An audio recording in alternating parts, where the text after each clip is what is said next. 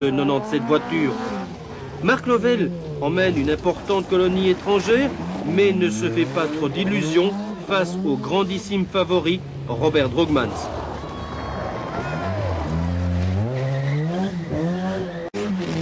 Enfin, Van de Hover peut se mesurer au meilleur dans des conditions normales et John Bosch prend une option route vers des points pour le championnat hollandais.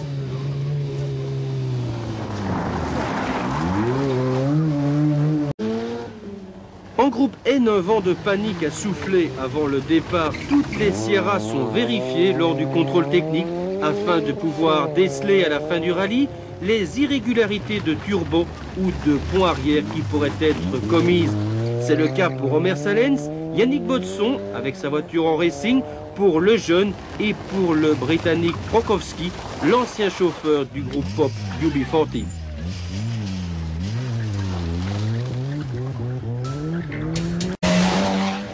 Marc Soulé ne connaît pas la réussite à Landen, il est continuellement aux prises avec des problèmes de turbo.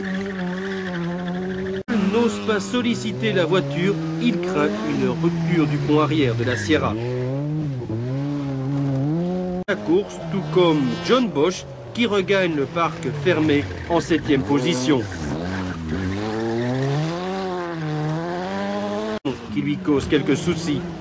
À la 3e place, nous trouvons Mark Lovell qui tient la distance. À aucun moment, le Britannique ne donne l'impression de pouvoir s'approcher des deux pilotes du Team RAS. L'écart entre les deux premiers, une demi-minute, Jean-Pierre Van de Hover perdant plus de temps dans la spéciale de Neerwinden.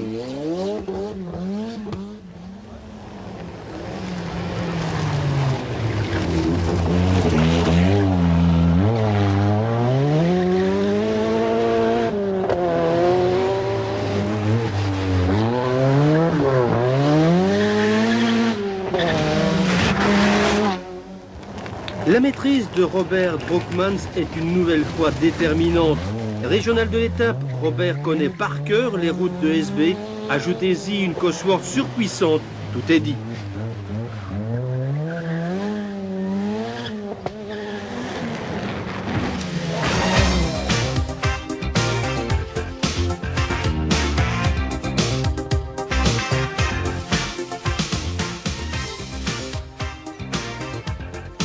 Lors de la première partie du rallye, on enregistre 6 abandons, mais dans la seconde partie, c'est l'hécatombe.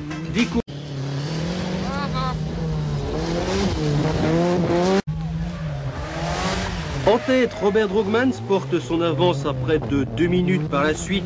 Il lève le pied et permet à ses poursuivants d'assurer le rythme.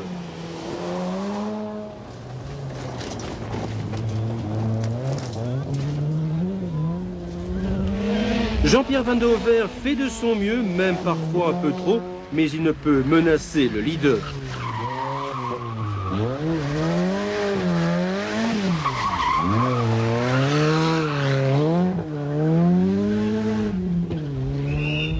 Une menace qui ne risque pas de venir d'outre-Manche avec le Britannique Mark Lovell.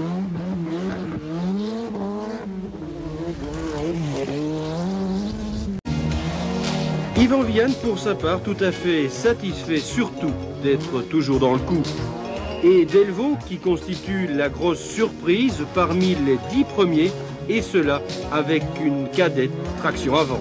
Dans les 25 premiers, le jeune est dans les 20 premiers. Place d'honneur, Vianne termine 6e et Guy Colsoul. Jean-Pierre Van de Hover échoue lui aussi dans les toutes dernières minutes alors qu'il devait résister à un retour en force de Lovell. Il subit une crevaison et doit se contenter de la 3e place. Le Britannique, quant à lui, fournit une course très intelligente et régulière.